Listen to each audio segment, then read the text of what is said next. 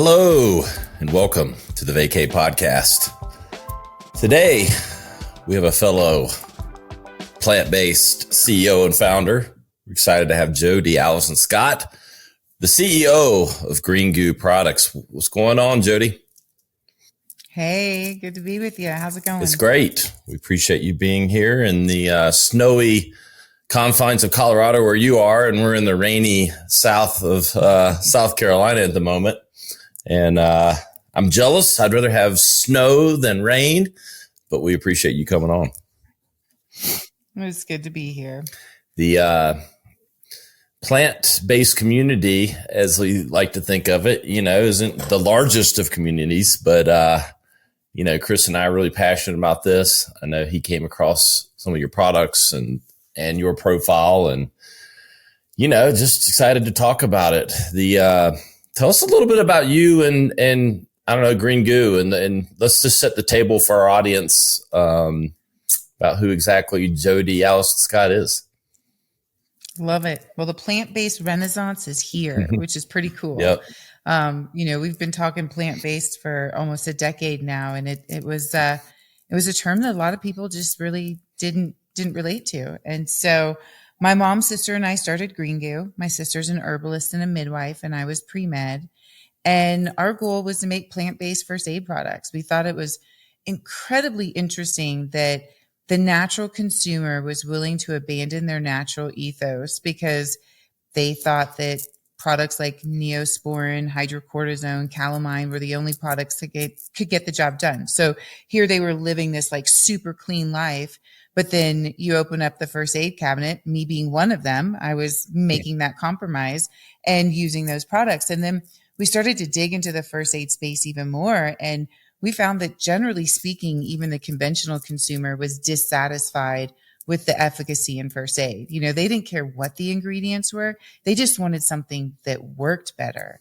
And, topical therapeutics now is a term, but then it was very much, I've got a chronic skin condition and I'm looking for something over the counter that works. And I'm super annoyed when I have to go to the doctor and get a prescription. So, our goal was, well, great. Can we make a plant-based solution that has superior efficacy over anything on the market?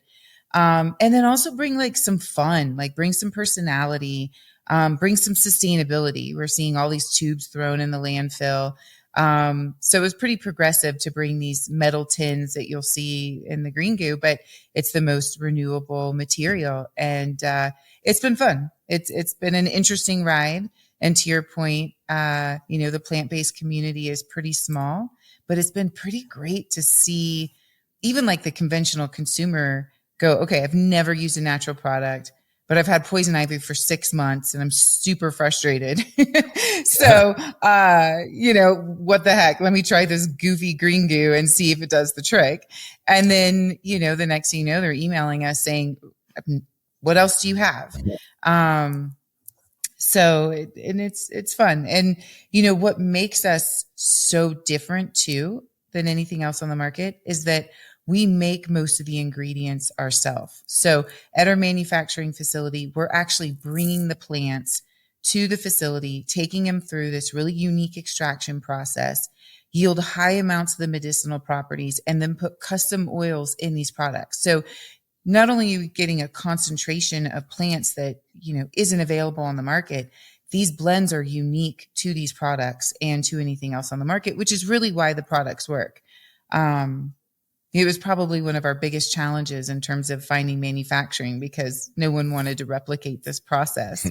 And it took a guy whose son had eczema and he used our product and he just was like, we have to find a way to get these products to the public. And they are our primary manufacturer to date with all these big, beautiful vats of plants being, infused to go into the Green Goo. I love it.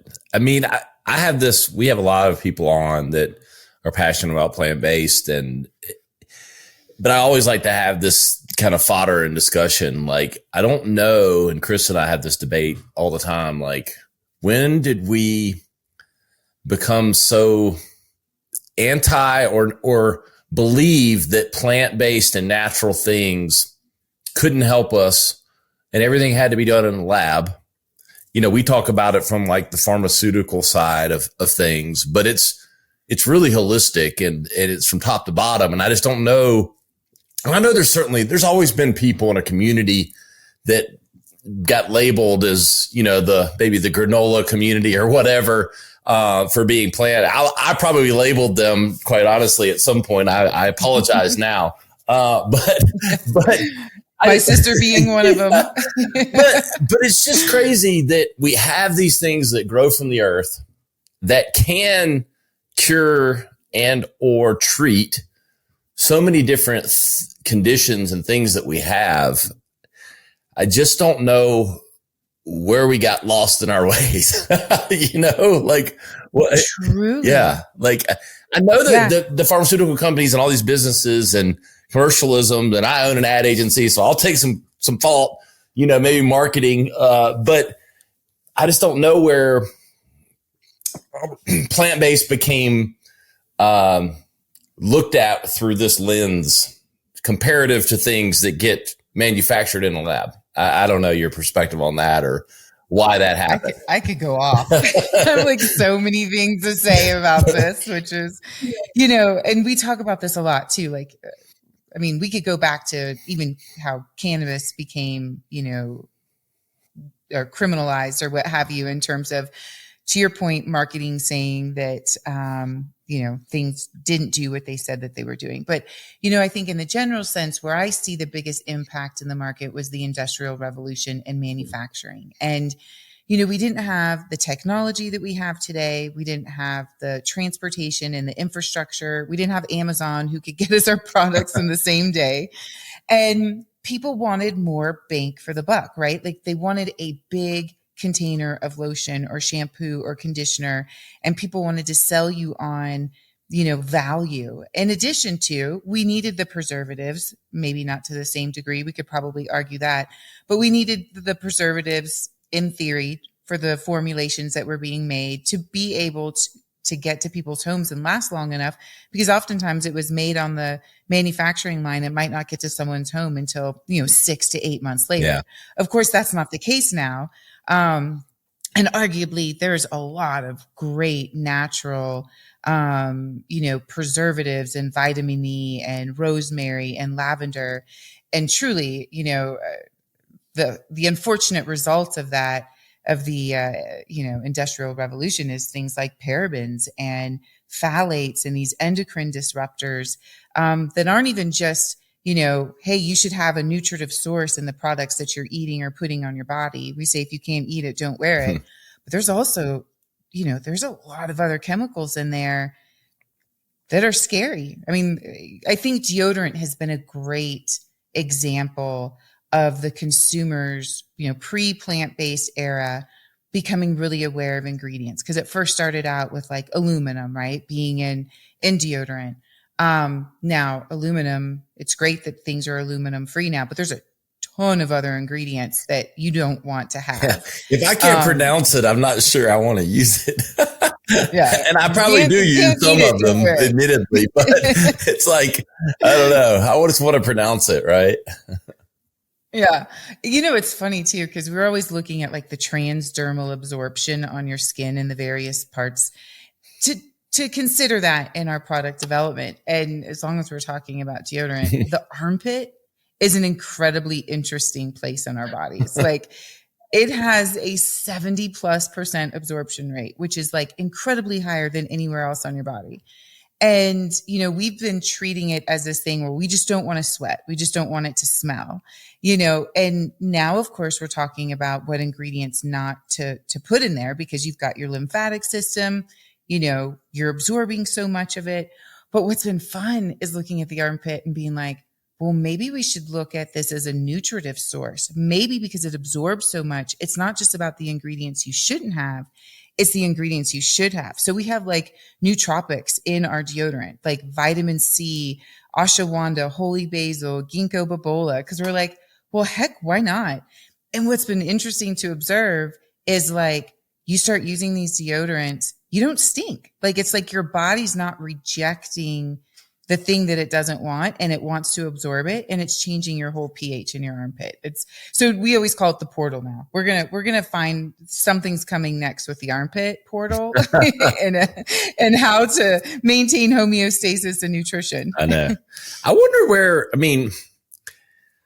how do we get, is it just a money thing, like education? It's like, how do we get the switch flipped back to, what our Native American ancestors and, other people like? I feel like there should be this happy medium. I mean, I consider myself a modern person and certainly believe and know that we need modern medicine and solutions and things for certain things. Absolutely. But then there's just this huge gray area / other space. Like, let's put that in like the 10% where we just, okay, you need modern medicine. We need laboratory based things like big time medicine, surgeries, things way above my pay grade. But then the everyday stuff, whether it's stress, whether it's health, general health and wellness, whether it's body care, like you mentioned, so I don't know how we have this renaissance, and I think we're getting closer with direct to consumer and e-commerce and things like your company and others and our company and others. But I don't know. I feel like there needs to be like some re-education and reimagining for how we bring this stuff to life. It's so true. It's the 80-20 rule. It's like the classic 80-20 rule. Like 80% of what we're taking in, we could be changing that. And it's just the little day-to-day stuff, right? And, I always tell my daughter, I'm like, save those chemicals for another occasion when you're really going to need it, so you can spare your body those challenges and or not cause, more issues by bringing in some of those, chemicals when you just don't need them.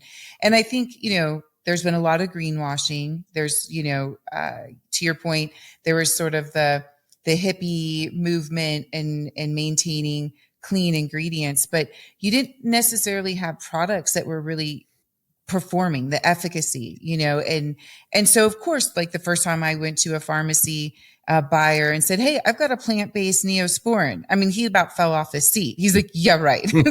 like there's something natural that can actually help heal a wound.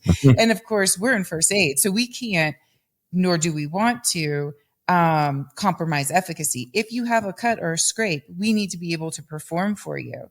And I'm hopeful, and there's been so many, so much more education now, whether it is around psychedelics and other plant-based modalities, that you're starting to see real efficacy, real results.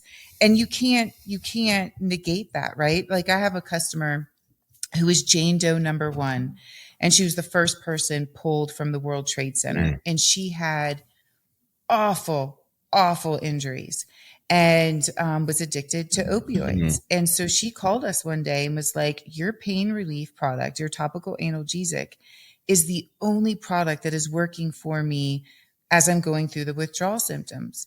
And she's like, can I get it in a bigger container? And I'm thinking, this is the only thing? Like there's a gazillion things on the market. And this was the product. And now she's become a dear friend, which has been really fun, but it gave me an opportunity to like look at our products too in a different lens, in the sense of this holistic skincare experience that you're having. So you get because we're using plant-based lipid oils that your skin loves, and they're the transporter of these high concentration of the herbs, you're getting more of a systemic experience where it's coming in to your body. And then also, I mean, we're seeing more results with like mindfulness and how mindfulness can actually impact your skincare. It can reduce cortisol. It can reduce inflammation, which then makes your skin healthier and happier, and so it's been fascinating to see where you can't negate the results when you're getting the we'll call it anecdotal research. But now, we were kind of talking a little bit more prior to coming on in terms of this integrative, holistic healthcare approach.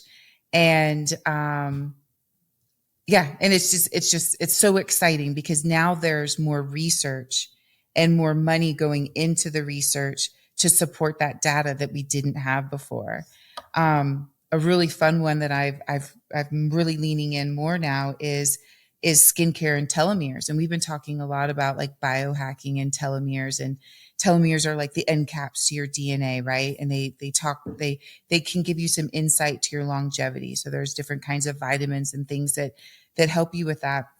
Well, what we're learning is that in your epidermis has the highest concentration of the enzyme that is shown to promote telomere length.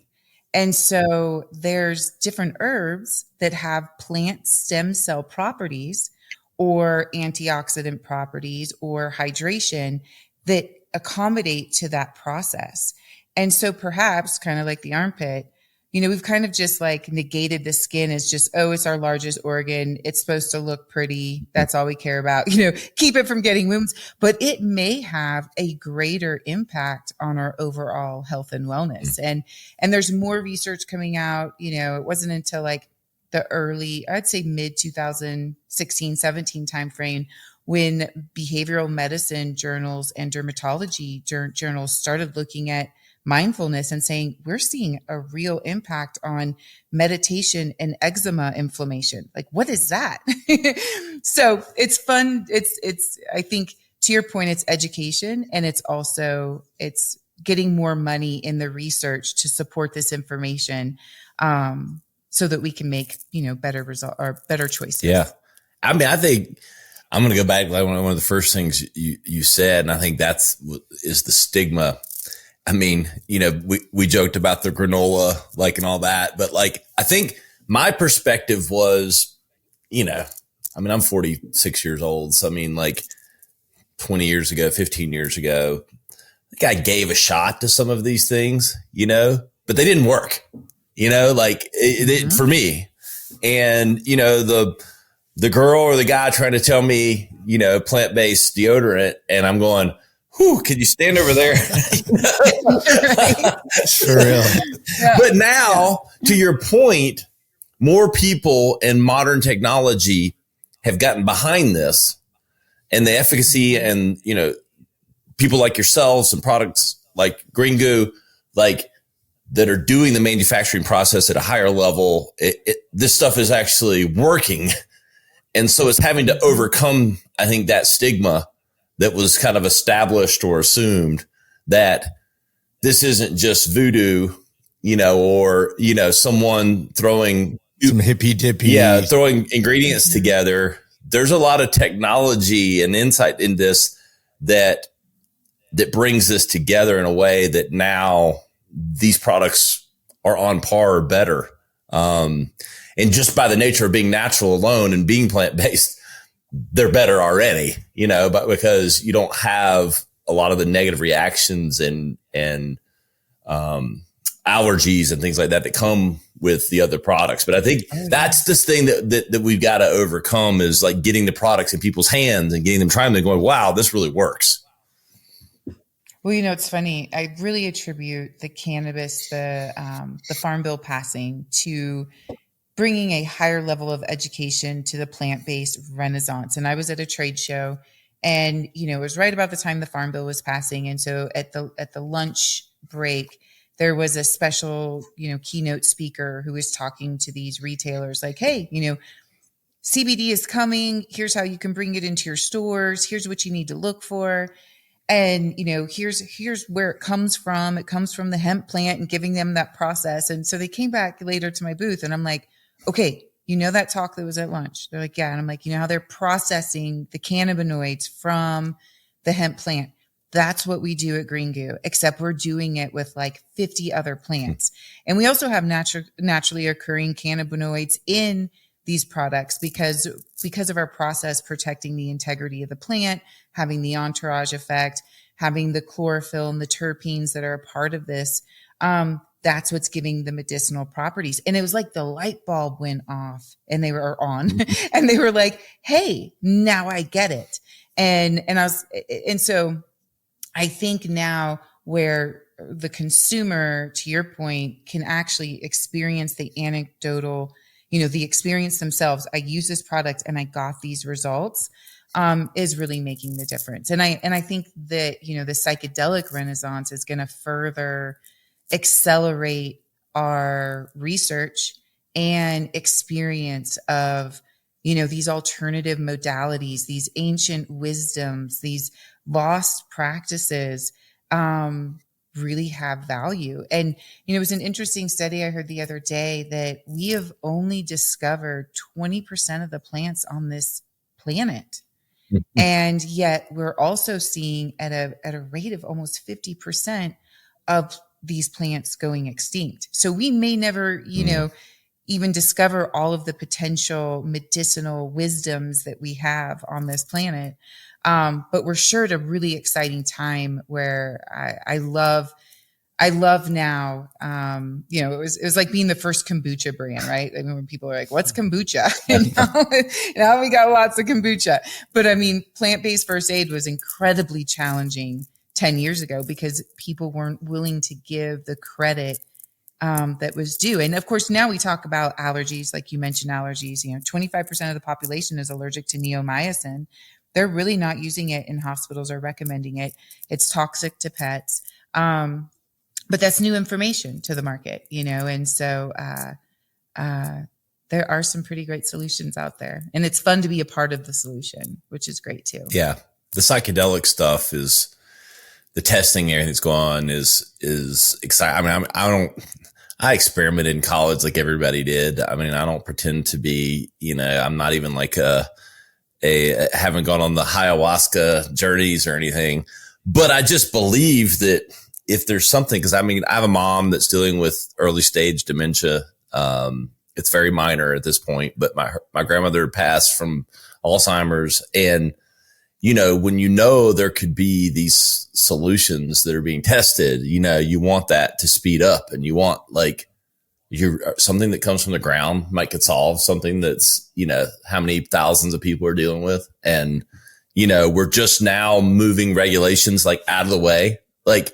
It's mind boggling that I get why we have controlled substances and controlled things, but to not have a segment of whether it's the government or whether it's something that is exploring every natural product and testing it in some way is just I can't even fathom why we have regulations in the way of that, as long as it's controlled, in some way. And so it's going to be fascinating where all that goes. Chris, I know you might want to jump in on that a little bit. Dude, first of all, Jodi, you fire me up. Hearing how you talk, it's refreshing. Especially, with everything you're talking about, the terpenes and the entourage effect. That's such a part that's not, the general public's not educated on. And I know that's what I try to educate people on, is because everyone knows CBD and THC, right? But there's 150 other great compounds that all have different healing properties. But to tag on what Ryan said, I think about how many years I was using Old Spice deodorant with aluminum, right? And purely because they had great marketing to me at the time, probably 13 when I started, biting on that, and Axe body spray and all this stuff that's straight chemicals, where even I made the switch, I think, to natural deodorant and soap probably 2 years ago. And even then I'm like, I don't know if this is going to stick. Cause I'm picturing some guy with dreadlocks that smells bad. Right. Right. And that's so crazy because it shows me of how effective marketing was for those big companies that are making unhealthy products. And I think we're at a point now, Ryan and I are big marketing guys. He has a marketing agency. So we always kind of look at it from that perspective as well, where they just did a great marketing job and then lobbied for laws in their favor is what I believe. And now, I would say over half my friends now are probably using natural products. I mean, even before we got on this, I'm on Amazon looking for shampoo And I'm like, well, what doesn't have chemicals? And so I almost think those consumer brands are leading the way. Cause I even saw a buddy of mine, a big wellness guy, post yesterday, just, bath salts, like Epsom salts. And the specific one he posted was a sativa hemp blend, something you get at CVS or Walgreens. But even seeing that is a win to me and I remember the first company, I think really, if I think back, was Hemp's, HEMPZ, the body lotion. I remember being 10 or 12 and I just thought it was cool because there was a marijuana leaf on it back then. But now obviously, that marketing played to me when I was 12. Right. But now I think it's flipping the script where I told you before we recorded, every time I'm in Colorado, the topicals out there, I think are second to none. And that was a big part of getting my parents comfortable with plant-based or cannabis, was a lot of the topical products when they would be out skiing and, their knees hurting or whatever it was. The effectiveness of products like yours, they work. Like you said, your client, opioid withdrawals are no joke. If this is helping with that, you're onto something. Well, and I think to your point too, the war on drugs did a really great job in their marketing campaign that obviously impacted the, advancements in this space. And so I'm just so excited to see this underground community come with very strong voices. I'm on the board of a company that we have a psychedelic PTSD, treatment-resistant PTSD clinical trial in Nova Scotia. And, these vets come in just destroyed. And to your point, our parents are a product of the war on drugs, right? So there's this stigma, but, they come in with the PTSD, but they also have a myriad of other things, right? They don't sleep, they overeat, they overdrink, they have no social life, they have no hobbies. And what's great is 80 after one microdose and then macro, they are in 80% remission. And the PTSD is only a fraction of what they benefit from this. Yeah. They're going to concerts, they're reading books, they have, a social life, they're sleeping, they quit drinking, they lose 60 pounds, and it's just beautiful. And so I think, to kind of fast forward, there's a holistic, like we take a holistic skincare approach, but is that holistic approach in general to like your overall health and wellness? I have an acronym I use with my daughter and it's called Shaman. And I am like, just use this acronym when you need to make some decisions to help with your overall just center being along with the choices you make so that, you're saving some of these chemicals for another occasion. So, Shaman, first one is sleep. I'm like, add to your sleep bank, that way, if you do want to go do all these other things over the weekend, you've got some sleep there that you've preserved. H is hydration, whether it's from, the water or the beverages that you're drinking, but also again, back to your skin being the largest organ. There are so many beautiful ingredients that can add to hydration, which are very important to your telomere health and longevity. Aloe vera, rosehip oil, these different plant-based oils. A is antioxidants. Again, antioxidants can come from, your food, your choices, your skincare. There's nutritive resources in the products that you're having. Calendula is a great is a great antioxidant for your skin. And then of course, there's a lot of things you can do to avoid oxidation, whether it's like sun or stress. M being mindfulness, mindfulness, again, that whole holistic approach.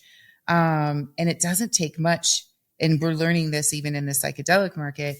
But you do 12 minutes a day of just an intentional meditation practice. It could be as simple as looking at the clouds for 12 minutes that you have already changed your brain. Your limbic system is not in charge and we'll call it your sage brain is more in charge. And that will really serve you well in other occasions. And so the next A is avoid the phthalates, the parabens, the chemicals, the bad stuff that's in food. And then N is nutrition. And again, the same thing from your food, from your skincare.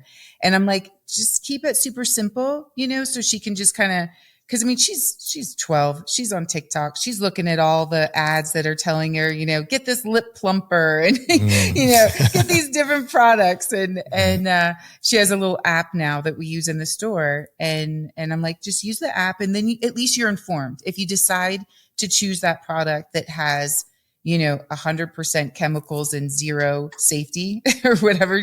I don't know what the different variables her app measures.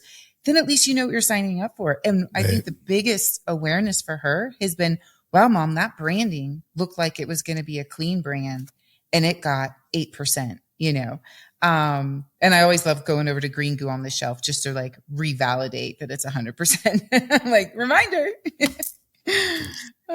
So Jodi, talk to us, I know we've got, 6 or 7 more minutes. Talk a little bit about, some of your favorite Green Goo products and the most popular ones, like what people can expect from the brand and, where you're taking things. Sure. Thank you. So, our flagship product is the Green Goo First Aid. That's your Neosporin alternative, your antiseptic. What we did with this product though, and looking at the first aid space, we recognized there's other symptoms that people were looking for. They wanted something to take the itch out, take the sting out, obviously speed up the healing. And in some cases, slow down the bleeding. We have a lot of athletes, people who are trail runners or cyclers, and they get into accidents and they're, sticking dirt or different coagulates in to if they've been injured and they're out in a remote area. And so we always try to look at our mantra and walking the talk. Let's simplify your first aid cabinet. Let's not just also bring you something that works better, but let's reduce your waste. So, what we did with this product is it's actually your first aid kit in one little tin. So it is for cuts and scrapes, but it is bug bites, bee stings. You could use it for poison ivy, sunburns, chafing, blisters. It is your go-to. And it's one of those things that you didn't know you needed it until you have it. And then all of a sudden you're like, where's my goo? Where's my goo? Hits ordered on keyboard as you're talking. I was going to say, Ryan's got 4 boys. I feel like your house could probably use some of those.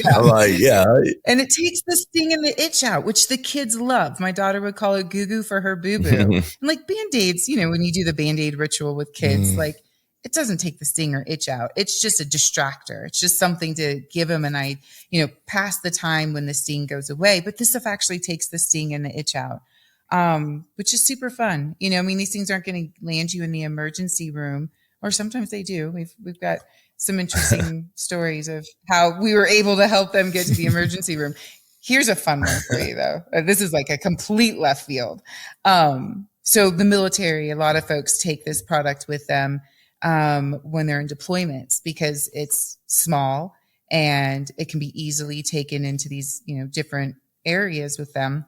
And bless their hearts, they don't get to have the convenience of a blister or a sunburn or sting address because they don't have room in their backpacks for this. So this product has been, we've got a lot of great vets and servicemen and women using it. But this one testimonial we got, and he was like, ma'am, this saved my life. And I'm on the phone with him and I'm like, okay, I'm going to hear the story of a big gashing wound. And, we were able to slow down the bleeding long enough. And he's like, so I was out in the field and on a deployment and my O-rings got jammed in my weapon. And he's like, I had seconds to get out of it. And he's like, what do I do? What do I do? It's jammed. And he's like, Green Goo. And he grabs his goo, sticks it in there and got out of the situation. And he was like, without the goo, he's like, I might not be here today. And I was like, well, that is the most interesting testimonial ever. First aid / rifle lubricant. Right. Honestly, it's probably, I think, I was at the gun range this weekend. I'm thinking like, why wouldn't I keep, not even for lubricant, just like that's my outdoor bag. Right. So I have a question, Jodi. Do you have anything for like skin conditions like eczema? I feel like is so prevalent now, especially in children. And my conclusion is it's our diets, environment. Are any of your products good for that type of skin condition? Yeah, because epigenetics is real. And I think that's the strongest relationship, to your point, environment, diet. And so, yes, our dry skin formula is the product for eczema. Matter of fact, John Hopkins has been using that product in their scleroderma and skin condition department for almost a decade. And it's a beautiful blend of calendula flowers, chamomile, elder flowers, and a handful of others. But what I love about that trio right there is that because of the high concentration, they work very synergistically. And we're finding that a lot too. Like when we have one herb by itself, but then we have, this one herb with two other herbs, how it just sort of elevates its efforts in terms of soothing and calming the skin while also reducing the inflammation. And for us, it's not just like for eczema specifically, it's not just you want the appearance to go away. You want the discomfort to go away. It's incredibly uncomfortable. And I really attribute to that product is why Green Goo ever was able to come to market, because it was our manufacturer today whose son had eczema. He used our product and he said, I don't know how we're going to scale this, Jodi. He's like, we're not even in this line of business. This has not been done before, but we're going to figure this out because the world needs this product. Cause he's like, it's the first time my son is not on a prescription, medication that they're concerned about, the long-term impact. And I think that's really interesting to me just in first aid in general is topical therapeutics are chronic skin conditions are at an all-time high. And first aid, topical therapeutics really does not accommodate to chronic skin conditions. It's very much acute. Use this for 3 to 5 days and discontinue. Otherwise you may lose a limb or an organ because you can't have continued use. And so, I think it's a wonderful opportunity to shift that. And what's great about Green Goo, which probably goes against capitalism in general, is that the more you use it, the less you end up needing it. So you'll start out really using it liberally. You'll always want it, but you won't need it in the same way when you first started using it. And that's because it's doing your skin a real service and giving it real results. Love that. I can't wait to try it. Yeah, I know. I'm thinking first aid. I'm like, I got to have, I was looking at your website, like I got to have the stick, the stuff. I got to have like pack it in every bag for the kids. I mean, they're 4 boys are falling down at every turn. I truly could not live without it. And we'll leave on this note where you drop the mic, which is the Southern Butter is our sexual wellness intimate line. And the same is true that once you have that in your life, you're like, where have you been? Didn't know I wanted or needed this, and you won't leave home without it. And it's super fun. And we found a lot of the same similarities that the natural consumer was willing to abandon their natural ethos in the sexual wellness category because they just assumed that, these were the only products that could get the job done. And same thing with like how you use this product, it conditions and hydrates your skin. So it improves sensitivity. It hydrates your skin. And so, it's a really great thing to have in the bedroom with some fun essential oils. That's great. You need to restock some of your stuff. I look like you're sold out on all kinds of stuff. Yep. There you go. We got to keep pumping production. I know. Exactly. It's a good problem to have. Jodi, where can everybody find you, Green Goo, all those things online? Greengoo.com. We're also available at Amazon. Both of those, places you can find the full breadth. You'll see us in retailers, but what I love about going to the website is that you can get your toothpaste, get your first aid products, get your deodorant, get your sexual wellness, and it's all in one spot. Love it. Beautiful. Thank you so much for coming on. Let's do this again sometime. That would be great. Good to see you. Great. Thanks, Jodi. You know where to find us, thevacaypodcast.com. VAYCAY, the only way to vacay. For Chris Hansen, I'm Ryan Alford. We'll see you next time on the Vacay Podcast.